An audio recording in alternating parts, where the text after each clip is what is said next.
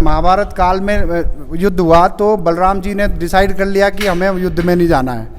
तो वो उस समय घूमते घूमते आए और यहाँ उन्हें अच्छा लगा तो उन्होंने तपस्या करी। यमुना के किनारे कुछ खुदाई कर रहे थे तो जैसे वो खोदते खोदते वहाँ से दूध निकलने लगा तो उनको आवाज़ आई कि मुझे निकालो। तो जैसे उन्होंने खुदाई की तो कम से कम ये 6-7 फीट की मूर्ति जो बीच में है ये स्वतः ही निकली हुई है। ये स्वयं मूर्ति निकली हुई है। कहाँ से?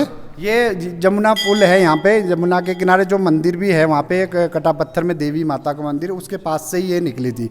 तो फिर वो जब वहाँ से इनको आवाज़ आई कि आप मुझे उठाओ और जहाँ पे मैं भारी हो जाऊँगा मुझे वहाँ रख देना थी। एक कोई बंदा आया कि दूध चढ़ाने, तो अंग्रेज वो था, उन्होंने कहा कि जी मुझे दूध पिलाओ। तो जो आए थे भक्त उन्होंने कहा नहीं, मैं पहले अपने भगवान जी को चढ़ा लेता हूँ। तो वो माना नहीं, उन्होंने छीन के दूध पी लिया। दूध पीने के बाद फिर वो जैसे ही यहाँ से नीचे गया जहाँ मेला लगता है, वो मान्यता तभी हुई कि मेला वहाँ पे लगा तो वो वहाँ तक जा भी नहीं पहुँच पाया। उसको पहले ही कोई मक्खियाँ और मधुमक्खियाँ इस टाइप की उस पर वो हो गई और वो वहीं पे मर गया।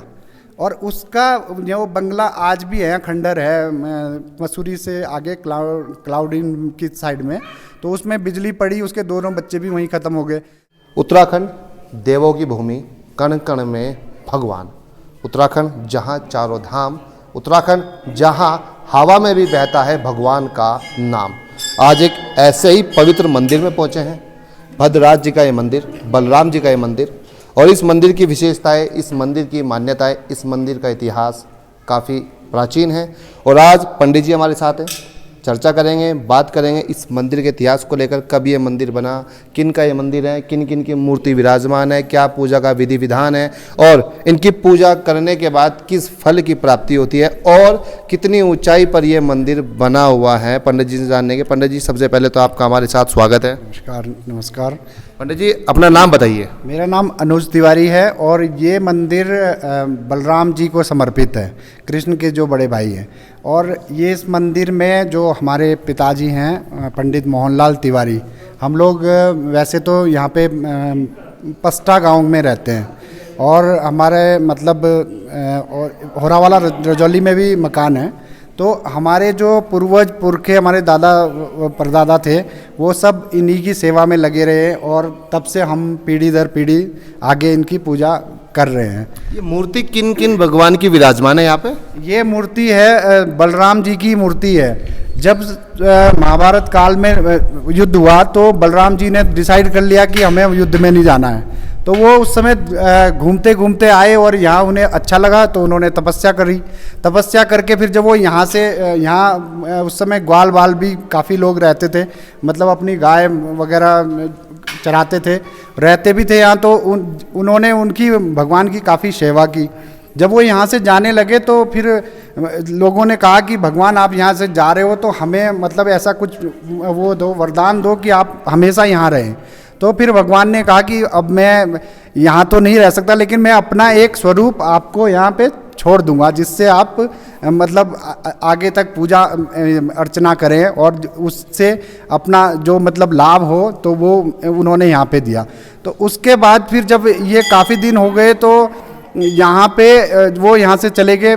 और उसके बाद एक नंदू मेहरा जी थे, वो उनकी मूर्ति यहाँ पे है सामने इस साइड में। मैं अपने साथी निवेदन करूँगा, वो मूर्ति दिखाइए। इधर है। तो वो यहाँ पे यमुना के किनारे कुछ खुदाई कर रहे थे तो जैसे वो खोदते खोदते वहाँ से दूध निकलने लगा तो उनको आवाज़ आई कि मुझे निकालो। तो जैसे उन्होंने खुदाई की तो कम से कम ये 6-7 फीट की मूर्ति जो बीच में है ये स्वतः ही निकली हुई है। ये स्वयं मूर्ति निकली हुई है। कहाँ से? ये जमुना पुल है, यहाँ पे जमुना के किनारे जो मंदिर भी है वहाँ पे एक कटा पत्थर में देवी माता का मंदिर, उसके पास से ही ये निकली थी। तो फिर वो जब वहाँ से इनको आवाज़ आई कि आप मुझे उठाओ और जहाँ पे मैं भारी हो जाऊँगा मुझे वहाँ रख देना। फिर वो नंदू मेहरा जी इनको उठा के ले गए। उस समय तो ये हल्की थी मूर्ति। फिर उठाते उठाते यहाँ पे एक मटोगी गाँव पड़ता है, वहाँ पे लेके आए तो वहाँ पे उनको मेहरा जी को प्यास भी लगी। उन्होंने कहा भगवान मुझे प्यास लगी है। तो भगवान जी ने कहा कि मुझे यहाँ पे बिठा दो, आप वहाँ खोदो और पानी निकल जाएगा। तो उन्होंने जैसे खोदा तो अभी भी वो मटोगी गांव में एक बावड़ी है, और मतलब वो स्वच्छ है बिल्कुल, उसमें कोई गंदगी वगैरह नहीं करता है, तो उसकी भी मान्यता है। और वहाँ से फिर वो पानी पीकर सीधे आए तो यहाँ पे ये मूर्ति भारी हो गई, और भारी होने के बाद फिर भगवान ने कहा कि अब मुझे यहीं रख दो। तो यहाँ पे ऐसे करके मतलब पहले कोई मूर्ति यहाँ पे मंदिर वगैरह तो था ही नहीं, ऐसे रख के एक पेड़ था यहाँ पे, पेड़ के नीचे उन्होंने मूर्ति को स्थापित कर दिया। स्थापित करने के बाद फिर वो प्रभु जी के साथ यहाँ पे नंदू जी भी यहाँ पे रहने लगे।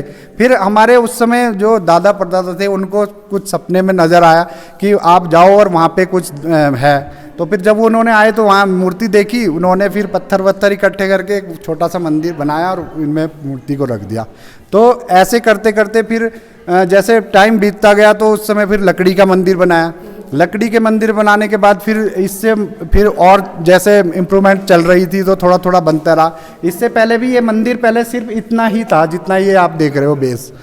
हाँ, और अब फिर ये 5-7 साल से फिर जैसा मतलब विकास हुआ तो ये मंदिर भी अब थोड़ा सा और बढ़ गया। यहाँ की मान्यता यह है कि जो भी आप सच्चे मन से आप यहाँ पे मानोगे वो आपकी इच्छा हमेशा भगवान पूरी करते हैं। हमेशा यहाँ का मेन जो प्रसाद है, यहाँ पे एक हलवा बनाते हैं, मतलब उसको सिरनी बोलते हैं, और रोट मतलब घी का रोट मीठे उसका गुड़ का बना के लोग यहाँ अच्छे श्रद्धा भाव से ला के जो भी मतलब भगवान को अर्पण करते हैं, उस पे इनका जो भी है भगवान उनकी मनोकामना सब पूरी करते हैं। ये मतलब बहुत दूर दूर से भी लोग यहाँ पे आते हैं। तो अब तो और अगस्त के महीने में यहाँ पे एक मेला भी लगता है, जो यहाँ पे आप नीचे देख रहे होंगे जहाँ पे अभी भंडारा हो रहा है, तो वहाँ पे मेला लगता है 16-17 तारीख को। हर मतलब साल को यहाँ पे मेला, हर साल 16-17 तारीख को मेला लगता है। हाँ जी। तो उसमें भी भक्त दूर दूर से आते हैं और अपने मनोकामना लेके जो भी आते हैं सच्चे भाव से, तो उनकी सब पूरी होती है। और अगले साल फिर दोबारा आते हैं कि भगवान आपने धन्यवाद करने के लिए। तो ऐसा ही ये चलते आ रहा है। तो बलराम जी को किसानों का देवता भी माना जाता है। हमने कुछ लोगों से रास्ते में बातचीत की, उन्होंने बताया कि किसानों का देवता भी इनको माना जाता है। इसके पीछे की क्या कहानी है? किसान का तो वो पहले से ही है, उनके पास हल वगैरह तो किसानों को तो वो पहले से ही थे। तो इधर भी आए तो देखा उन्होंने, तो भगवान ने मतलब सबको आशीर्वाद के रूप में उनको फिर यहीं ये रुक गए। तो बस जो भी आता है करता है यहाँ पे पूजा, जो भी आता है भगवान जी की सेवा पानी करते हैं अच्छे से, तो आशीर्वाद मिलता है भगवान का सभी को। बिल्कुल ये तो 100% है। मतलब जो अभी हम भी छोटे से देखते आ रहे हैं, तो मतलब ये श्रद्धा कम नहीं हो रही है, बढ़ती जा रही है। और ये हमने भी काफ़ी प्रमाण यहाँ पे देखे हैं कि सब अगर सच्चे मन से यहाँ पे आपको कुछ मांगा है तो उसको ज़रूर मिला है। कोई ऐसा किस्सा आपके जीवन में घटा हो, कोई ऐसा व्यक्ति जो यहाँ आने से पहले और आने के बाद उसके जीवन में क्या परिवर्तन आया, कुछ आप बता सकते हैं? कोई ऐसा किस्सा किसी का? हाँ, ऐसे तो काफ़ी हैं, लेकिन अब इंडिविजुअल तो ऐसे कैसे बता सकते हैं। लेकिन काफ़ी लोग जो आते हैं वो यहाँ पे आभार प्रकट करके जाते हैं कि हम पिछले साल आए थे, हमारे बच्चे नहीं हो रहे थे, फिर हमारे बच्चे हो गए। और ऐसे भी काफ़ी लोग आते हैं जो दूर दूर से, मतलब मेरठ से या हरियाणा से, पंजाब से भी लोग आए हैं। तो उनकी जब मनोकामना पूरी हुई है तब वो आते हैं यहाँ पे और भगवान को धन्यवाद करने आते हैं। एक बार इंडियन पब्लिक स्कूल सेलाकुई से पिकनिक के लिए बर्फ़ बहुत पड़ी हुई थी, मसूरी से ज़्यादा हाइट से यहाँ बदराज मंदिर पे बर्फ़ पड़ी हुई थी। तो बीच में उन्होंने 2 बच्चे उनके जो पगडंडी का रास्ता था वो भूल गए। अब वो बीच में पूरी रात वो यहीं जंगल में रहे, और फिर सुबह को आराम भगवान ने जब उनको चेतावनी दी होगी या जैसे भी कहा, तब वो जैसे गए तब सुबह को प्रभु की कृपा से सुरक्षित और कोटी गांव में मिले। तो वो बच्चे रात भर मतलब कहाँ रहे थे? पत्थर के नीचे और कोई चट्टान के नीचे रहे हो, जिनसे उन्हें कोई ठंड नहीं, कोई किसी प्रकार की दिक्कत, कोई परेशानी नहीं है। प्रभु की दया थी। और 7th में पढ़ते थे। मतलब पूरी बर्फ़ के नीचे, मतलब बर्फ़ थी और पत्थर ही नीचे रहे। तो ऐसा मतलब चमत्कार किसकी कृपा से हुआ? ये प्रभु बलराम जी की कृपा रही होगी, उन्हीं की कृपा थी। तो साक्षात प्रभु बलराम जी यहाँ विराजमान है। विराजमान है जी। तो कभी आपको भी दर्शन हुआ, ऐसा आपको लगा, महसूस हुआ कभी आपको? होता है प्रभु, जब पर्व होता है तो एकदम चेतावनी हो जाती है, प्रभु आवाज़ आती है, कोई किसी प्रकार से बहुत वो बोल आवाज़ें तो इतनी आती है, घंटी की आती है, पूजा की आती है, शंख की आती है। तो प्रभु चेतावनी देते हैं कि भाई मैं यहीं हूँ। तो हम तो हर संक्रांति को हर दिन कभी बर्फ़ पड़ी है तो तब भी आना पड़ता है या और 5-6 किलोमीटर दूर पे कोई गांव नहीं है, वो तो आप भी देख रहे होंगे। यहाँ किसी प्रकार की दुकान नहीं है, कोई हॉस्पिटल नहीं है, कोई पानी की सुविधा नहीं है, ये सब प्रभु की माया है। महाभारत काल का मंदिर है लगभग। हाँ जी, हाँ जी। और उसके बाद भी ये जब ये मूर्ति अब स्थापित हो गई थी तो यहाँ पे अंग्रेजों का भी जब उस समय राज आया तो मूर्ति ऐसे ही थी। एक कोई बंदा आया कि दूध चढ़ाने, तो अंग्रेज वो था, उन्होंने कहा कि जी मुझे दूध पिलाओ। तो जो आए थे भक्त उन्होंने कहा नहीं, मैं पहले अपने भगवान जी को चढ़ा लेता हूँ। तो वो माना नहीं, उन्होंने छीन के दूध पी लिया। दूध पीने के बाद फिर वो जैसे ही यहाँ से नीचे गया जहाँ मेला लगता है, वो मान्यता तभी हुई कि मेला वहाँ पे लगा तो वो वहाँ तक जा भी नहीं पहुँच पाया। उसको पहले ही कोई मक्खियाँ और मधुमक्खियाँ इस टाइप की उस पर वो हो गई और वो वहीं पे मर गया। और उसका जो बंगला आज भी है, खंडर है मसूरी से आगे क्लाउडिन की साइड में, तो उसमें बिजली पड़ी, उसके दोनों बच्चे भी वहीं ख़त्म हो गए। जब वो नहीं घर पहुंचा तो उसकी जो वाइफ थी उनका नाम लेडी हुड था। यहाँ पे एक पत्थर है, उन्होंने उसमें नाम भी लिखा है।